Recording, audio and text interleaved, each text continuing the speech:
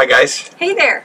Welcome to our next video. This one was filmed in Gin-Sur-Mer, Bahamas, which is close to West End. West End. Yeah. It's a great place to hang out in a protected area while you're waiting on a weather window to cross back to the United States. We also met Roland and Elizabeth on Bolero. We had run out of water and they had a water maker. So thank you very much for sharing your water with us. We stayed there about 4 days, had a pretty good lightning storm before we headed out of there. So enjoy the drone footage, and we will see you soon. Happy sailing. Fair winds and calm seas.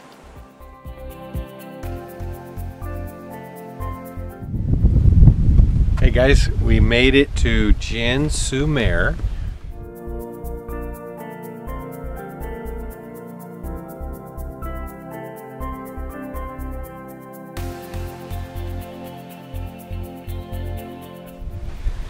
And Gin-Sur-Mer is a development that never happened. Put a lot of money into Yeah. this development, and it's just, there's nothing here. Yeah, they cut all of these channels, stacked up all of these rocks and poured concrete, and then they got 2 hurricanes within a few years of each other. And what we heard is that it was just too much, cost too much, and so a lot of people just backed out, the banks, the insurance companies. So we anchored here. It's a really, really nice anchorage. Gin-Sur-Mer, G-I-N-N S-U-R-M-E-R. Yeah, S-U-R-M-E-R. So, and that's just the name of the road that's behind this on the maps, and so everybody calls it Gin-Sur-Mer. But yeah, whoever developed it, thanks for the waterways. It's great to anchor in. yeah, yeah.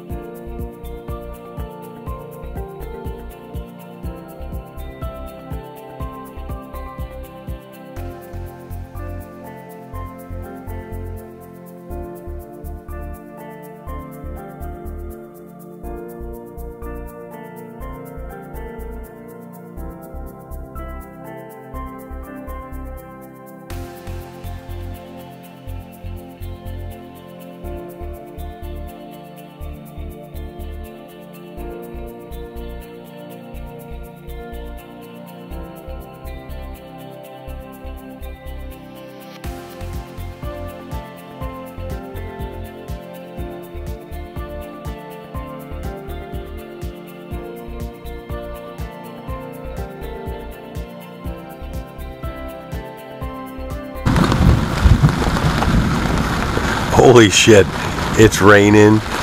The wind is freaking howling. Both our anchor alarms have gone off. We have drug anchor a little bit. The boat's leaning as the wind comes in. There's lightning striking everywhere. It's a little scary. I don't think we've been in a thunderstorm with lightning like this before. This is the first time. And like normal, it doesn't happen during the day. It only happens at midnight.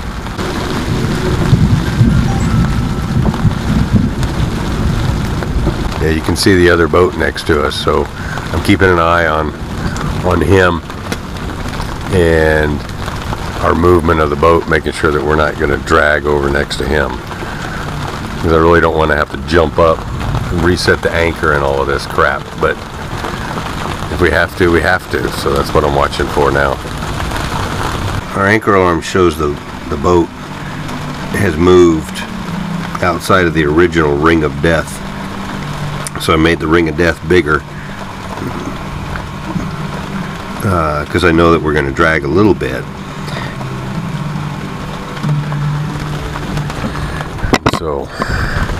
So with a bigger ring of death, hopefully the anchor's reset already, because we've turned, I don't know, we've turned 90 degrees from where we were. And so the anchor comes up, and then as the wind howls and the boat leans and the boat starts to drag back, the anchor resets. Sometimes it may drag, 10 feet, 20 feet before it grabs again and hooks the sand.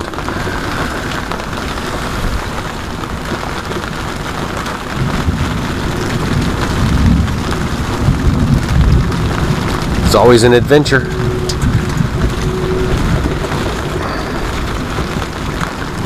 Remember when I said boring was good? Well, this is what it's like when it's not boring.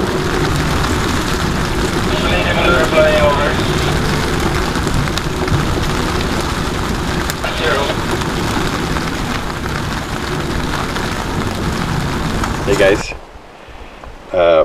one of the things that you got to do when you're sailing, when you're not in a marina, is you got to keep your water tanks filled up. And we're waiting on a nice weather day to make our passage back to America. And we met Roland and Elizabeth, and they got a water maker. So they were kind enough to offer us water. So we took 3 jugs over there in our dinghy yesterday, and they gave us water. We got 18 gallons of water, and so now we got to take that water and we got to put it in our tanks on the boat.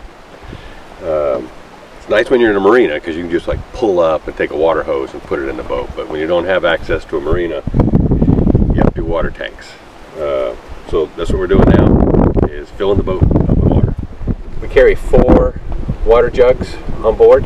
They're 6 gallons each, so we put those in, and then we got another 18 from them. So we got enough water to last us a good week. So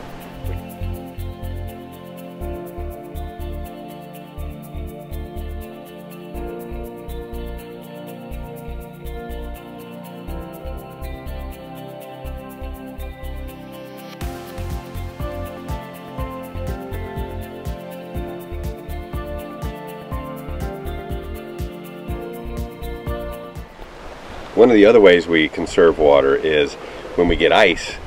We got an ice chest, a 45 quart ice chest, and once it melts, we take all that water and we put it in here, and then we hang it up on the mast,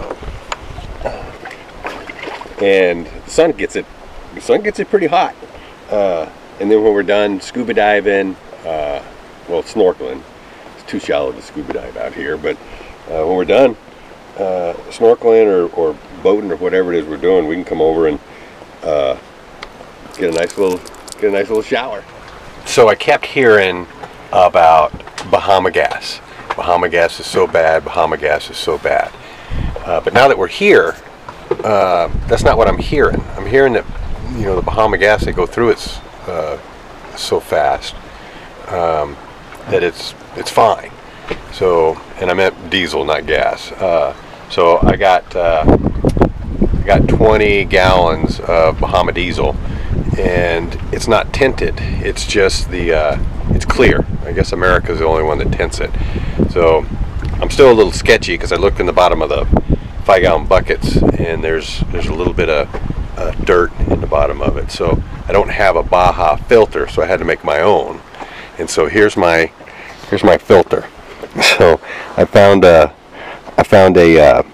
Clorox bottle on the beach, and so I cut that open, and then I have a t-shirt, an old t-shirt that I doubled up and put in there, and then I found a sponge on the boat that I cut, and I put I jammed this down in there, so this is acting as a filter, and then the t-shirt's acting as a filter. So hopefully I won't stall the engine out going across on Thursday, or going up the Intercoastal Waterway trying to get to Indian Town.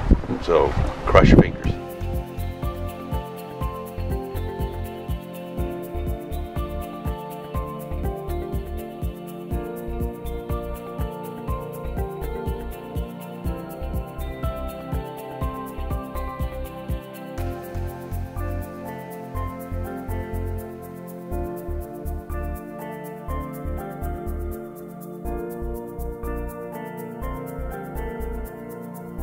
Heidi can take showers now. Hopefully you're not too close to your neighbors, or your neighbors aren't too wound too tight to see your nakedity. But when you're as svelte as I am, it doesn't matter. See you guys. Be right back.